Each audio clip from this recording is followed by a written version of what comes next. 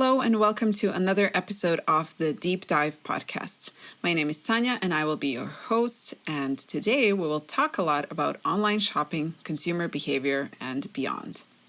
E-commerce is an unlimited source of topics, and we plan to dive deep into as much as possible, but one interesting question stood out more than others. If businesses don't work on their online presentation and shopping experiences, they're at risk of damaging offline shopping too. Because today, every shopper does their research online and spends time on e-commerce sites comparing offers before making a purchase, whether it's online or not. It seems that the key to success is to find the perfect symbiotic relationship between both. That way you can be the go-to for customers and get the best of both worlds. However, the challenges of producing the perfect online shopping experience for customers while being present at every touchpoint are many. For example, IC's data shows that online shoppers browse the product list page between 15 seconds and 20 seconds only, searching for the right item, spending approximately 1.5 seconds per product, and many of these quick decisions happen subconsciously. So it's pretty challenging to first grab attention and then convert it into a purchase among increasingly competitive products and retail options. To be fully consumer-centric, researching the e-commerce path to purchase is just one piece of the puzzle, which should be complemented by brick-and-mortar studies as well. So there are many questions to be asked in this area. Fortunately, today I have two experienced experts by my side, one of whom is Rebeca Lacerda. She's a client and e-commerce thought leader, and her bio is impressive. She worked for Adidas and Nike, serving as a team member and leader of distinguished projects such as the World Cup in 2014, the Nike e-commerce launch in Brazil, and Adidas Global Marketplace 3P business expansion. You already probably had a chance to hear her as a keynote speaker at e-commerce events and conferences, sharing insights about the e-commerce business, digital platforms, and related topics. And if not, here is your chance. Hello and welcome, Rebeca. Hello. Joining us today as well is Morana Kristek, the new Business Development Director at IC, who has over 20 years of experience leading consumer insights teams. Welcome, Morana. Thank you, Sanya. Okay, so before we begin, let's first examine some common industry myths. We need to make sure that the water is clear before we step in it any deeper. So let's start with a simple one, which says the main landing page image can just be your old regular picture of the product packaging. You can put a regular picture of the regular product pack, but the hero image works much better, or it can work much better than regular product pack. It's ideal to test whether regular pack picture or hero image performs better. For example, we did a study with 3 types of package designs across 6 categories: cereals, dog treats, body wash, dish care, toilet paper, and pain relievers. So across many different categories. Each respondent was exposed to all 6 categories, but the sample was divided into 3 cells, one for each type of packaging. So we tested standard pack shot, then we tested Cambridge type hero image and also Spotlight type hero image. So we had 2 different types of hero images tested against the standard pack test. We tested regular pack and we tested 2 types of hero image. So our tests have shown that a hero image design performed better across most categories and across different KPIs like visibility, shoppers' interest, whether the respondents were able to identify correctly the product type, and of course the sales measures like purchase intent. For those who are interested in finding out more about this hero image test study, you can go to IC's webpage. Under Knowledge Nest, you can find the blog called Case Study Does Packaging Design Need a Hero? So there you can find more information. I believe that it's not unusual to hear that people are worried and that they ask themselves, will e-commerce kill my brick-and-mortar store? Or if they aren't so dramatic, then they might wonder about the impact and a possible lack of balance it will create. Many people within the organization, for instance, can see online business as something that will somehow jeopardize the already existing offline business, right? When it's exactly the opposite. We can benefit from the online business to improve our offline business even more, and also the other way around. So definitely this is a myth that I would like to see destroyed, if you can, spread the word. I would say that this worry is probably unnecessary. Namely, consumers don't view shopping as online or offline. They don't think in those terms. Instead, they use both, often in a single shopping journey. We know that people like having lots of choices, especially when they buy things online. For example, they like ordering products online, but many people like picking them up at the store. This sounds more convenient to them. Not everybody likes to buy and order online. And this is just one of many examples of online shopping and brick and mortar symbiosis. The following myth I find very intriguing. So, strategy studies must be in the first step of your e-commerce planning. Whenever you're starting testing anything on e-commerce, you must start with strategy. Hence, you must follow a top-to-bottom strategy. Although it sounds completely logical to have the top-down approach, to start first with a strategy, to identify who are our online shoppers, where do they search for your product, and what are the drivers for choosing specific channels, and then moving to testing shopper behavior and path to purchase on specific e-tailers. And then in the third level, test tactical marketing assets like ads, packs, banners, standard pack versus hero image, reviews, checkout. Sometimes it might be actually a good approach to do the bottom-up approach. This is in case when you don't have a firm digital strategy yet, but you, for example, want to get some quick wins. You want to showcase that digital testing makes sense and that you can actually have wins in terms of conversions and smoother consumer journey and better consumer experience. So, for example, you can test, like we mentioned, testing regular pack versus hero image pack. And here, if you can show to your departments and your wider team that hero image performs significantly better in terms of conversions and so sales uplift and brand uplift, then you might get more backup to do wider range service and maybe even create complete digital strategy.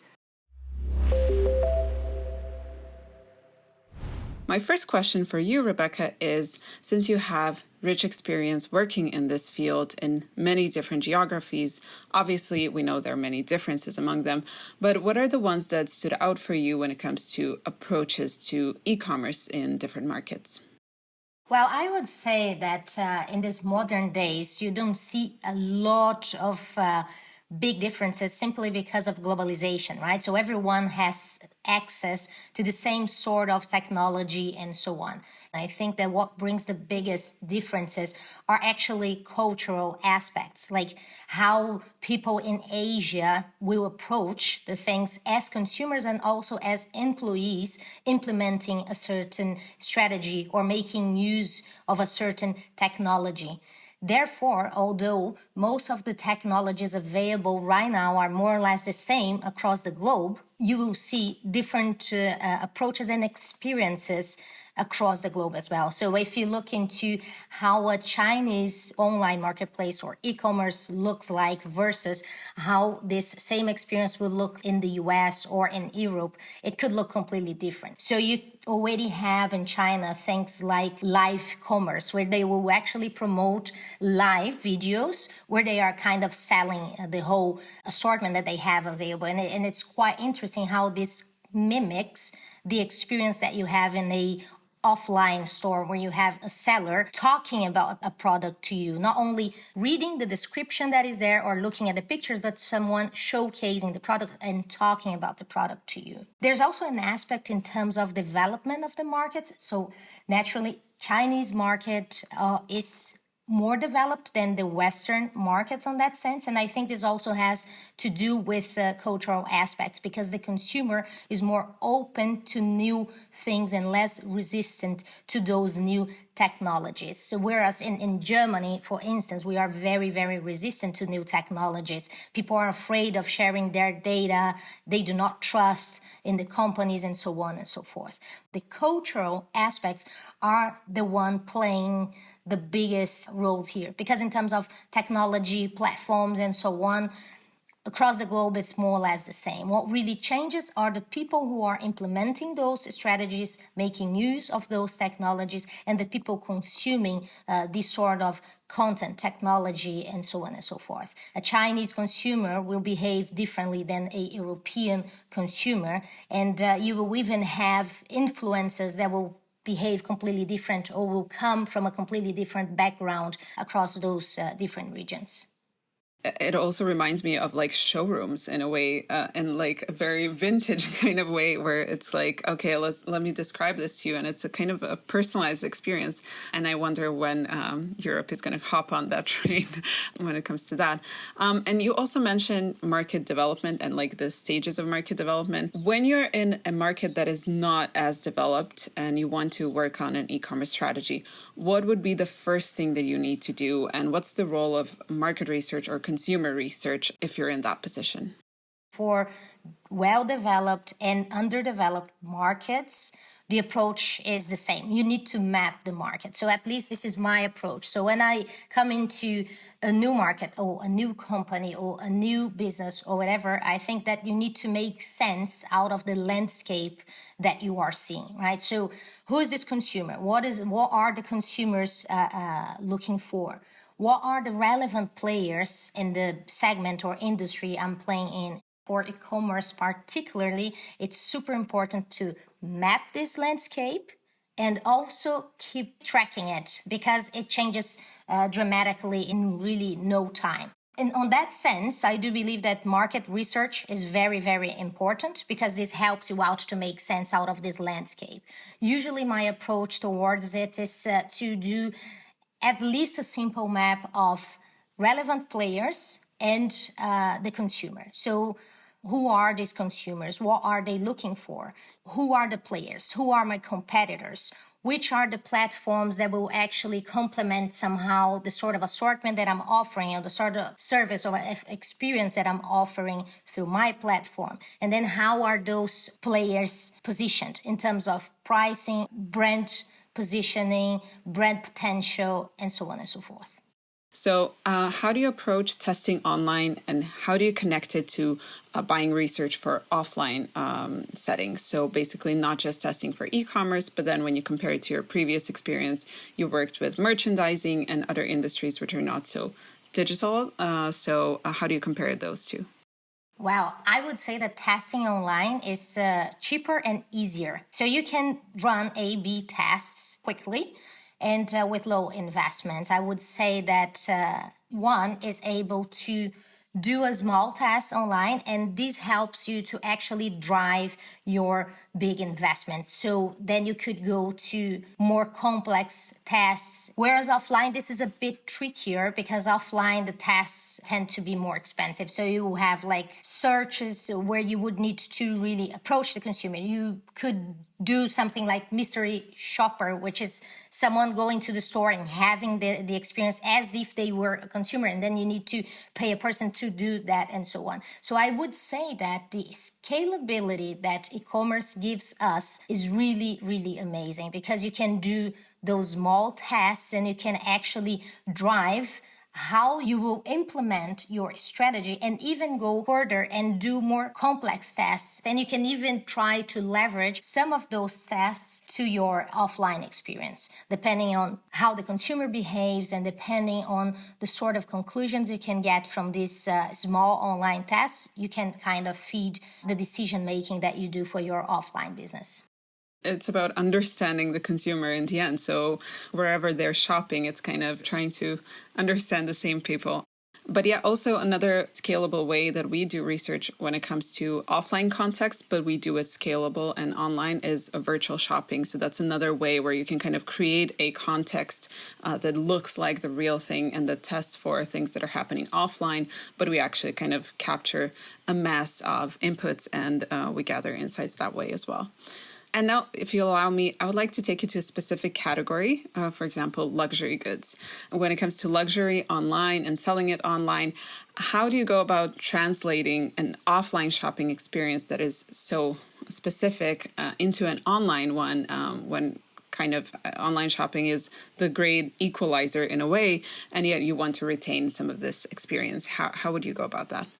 Just before we jump into the whole luxury discussion and how to approach that, so one thing that I would like to highlight regarding the topic we discussed before is that most of the time the consumer is the same on and offline. It's not like you have consumers that are exclusively offline consumers or exclusively online consumers, right? So think about yourself as a consumer. Do you buy 100% of the goods you buy online or 100% offline?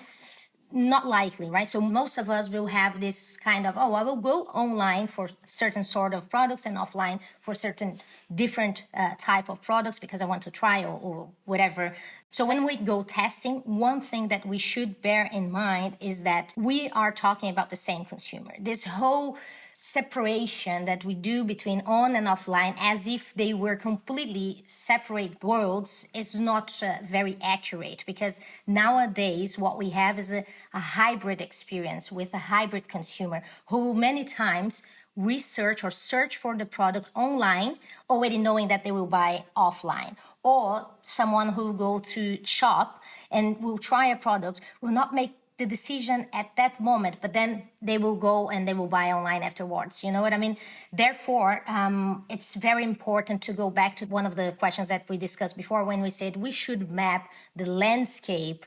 We should understand the consumer journey. Where is this consumer going before they land in my landing page? Which stores or which other brands are these consumers searching for, trying on, and etc. And kind of bear in mind that this consumer, most of the times, the same consumer. Therefore, we need to make sure that in all of the touch points that the consumer has with our brand or business, services, etc., we are able to offer a really good experience, because this consumer is connecting with a brand, with a company, with a service provider through different touch points on and offline.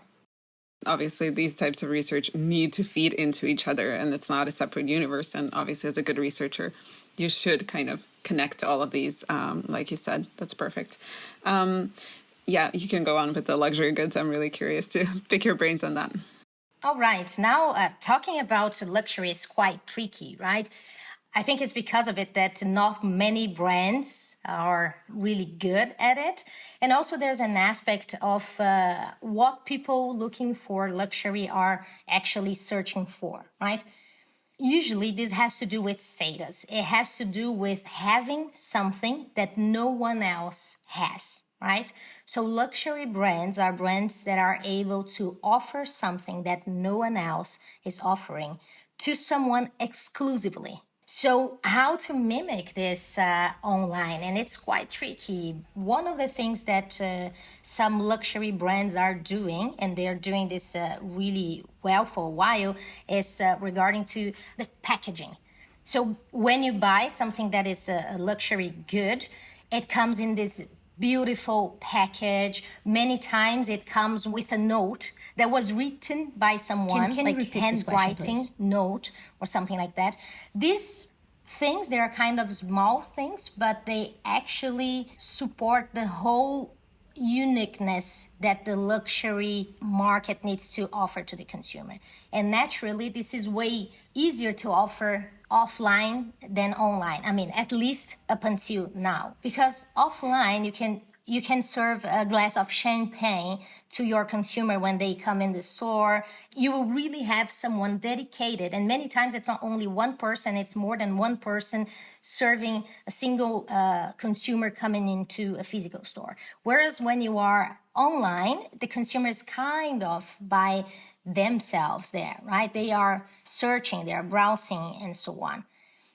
It's more difficult to recreate or to mimic this sort of experience. So the packaging is one of the things, and also the personalization. Because in the end, it's all about personalization. Personalization is turning something personal, which is kind of easy to do when you are talking about an offline world. So, hey, Sonia, welcome to our store. Here's a glass of champagne, or would you rather drink something else, or whatever, right? This is personalized. I'll call you by your name and offer you an experience that will make you feel unique, will make you feel like you are having something that no one else has, which is the whole principle of offering luxury.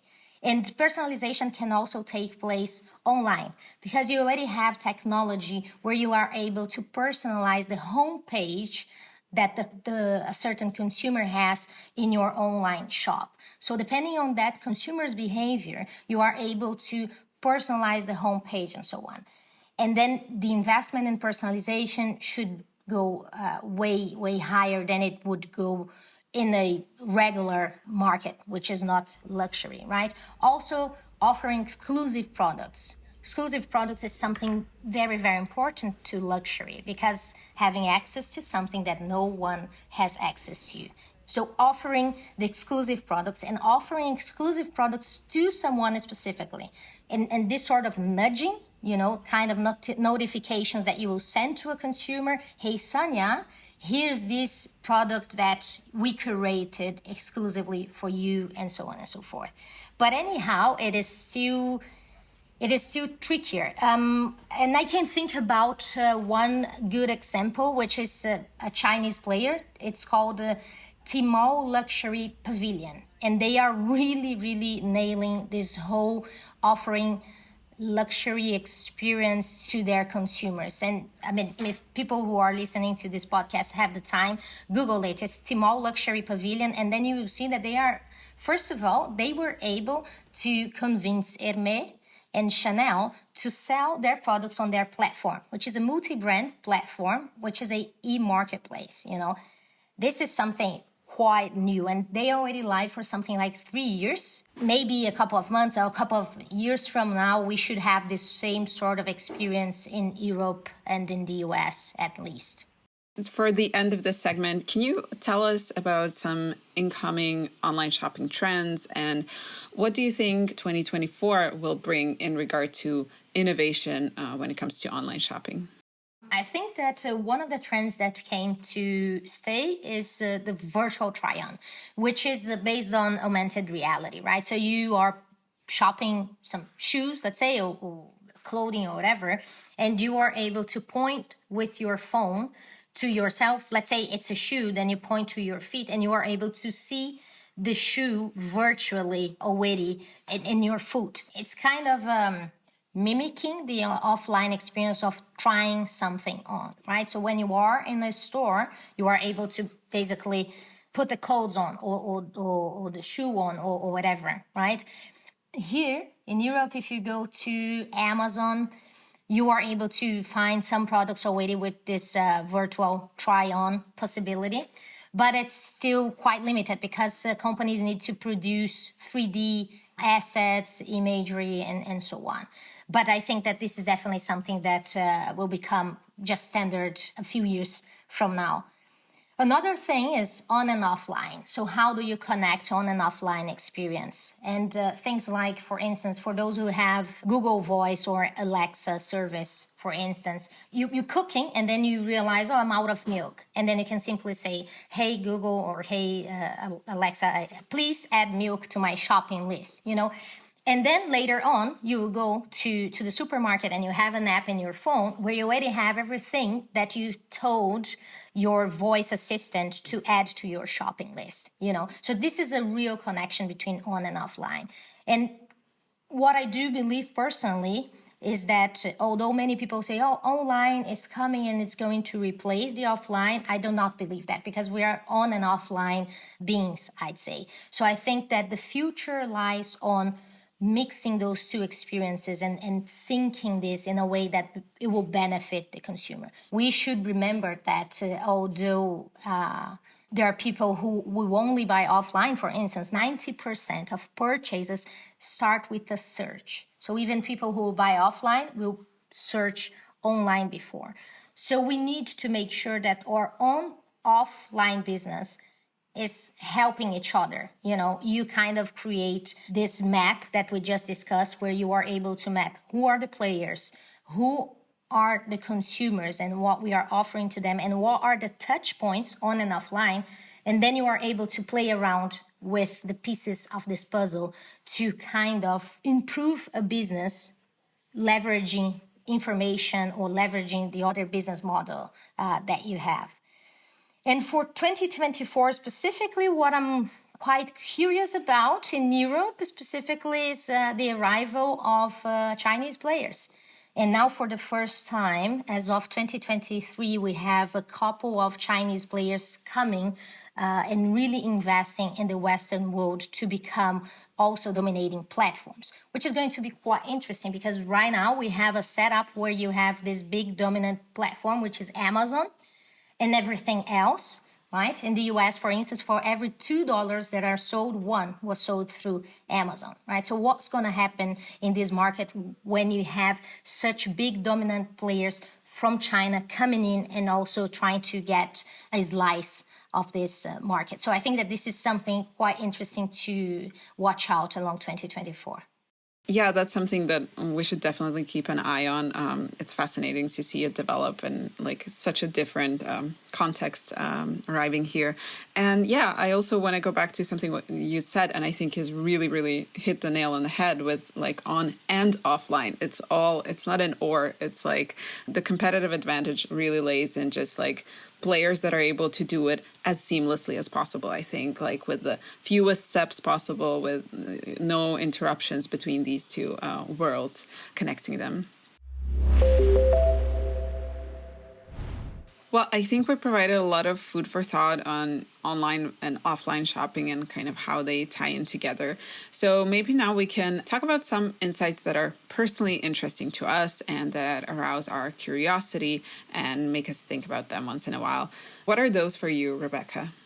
How you are able to improve people's experience in a regular shop just by using technology as well. So they already have this, you go to the locker room and you have kind of a iPad in, and if you by chance you took just the wrong size, you are able to just type there in the iPad and someone will bring the right size to you. So there are like so many new technologies now. There are also, we always talk about bringing the offline benefits into the online and how we mimic the offline experience, which is so good, etc. Right? But there's also the possibility of bringing the benefits of the online convenience into a physical stores, which also fascinates me. So I would like to mention that one as well because I think it's really, really fascinating. I have to mention our fresh TikTok study. I love how people perceive TikTok as this light platform for young people with a lot of dancing and goofing around, but it is actually a huge untapped potential for sponsored content. An incredible 81% of users said in our study that TikTok videos influenced their recent purchases. And I have to mention two really interesting insights from the same study. The first is that sponsored content has great stopping power. 71% of users will stop scrolling and 56% will look at the first 3 seconds of it. So we can definitely agree that sponsored content has almost similar power as influencer content. And this was one of the wow findings from our study. So that means that a native ad isn't necessarily the best option. Or we can say, in other words, that sometimes sponsored content can work as well as native ad, especially if we have in mind the risk of lower brand recall, where in a native ad, sometimes you focus on influencers and their style and many different things and not so much on the brand. What also struck me is that co-branding doesn't seem to work really well because you have two brands in one ad and then actually consumers cannot focus on each of the two.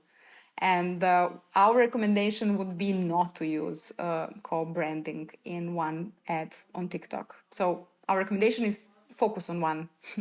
I mean, it all has to be tested. It probably depends on the category, the brand itself, and the execution, the creative itself. But according to the ads that we tested, it's not really the best option. So I would recommend definitely to test it. For me, the insight of the month actually comes from our meta study that we conducted, and it's a huge study. I recommend everyone reads it. It's all about how food is the most impacted category by inflation among all FMCG products. And to me, that felt counterintuitive. I mean, obviously, when I think about it, I know that people just want to save money in this situation. But I was surprised that food, rather than some other kind of luxury category, was the one that was most impacted by this. With that, another deep dive episode comes to a close. I'd like to thank you, Rebecca, and my colleagues for their time, as well as everyone who tuned in. If you enjoyed this conversation and you haven't already, do give us a follow on YouTube and subscribe to IC Deep Dive on Spotify. In the meantime, join the discussion, share your impressions, reach out to us with questions, or feel free to suggest topics for our upcoming episodes. Until next time.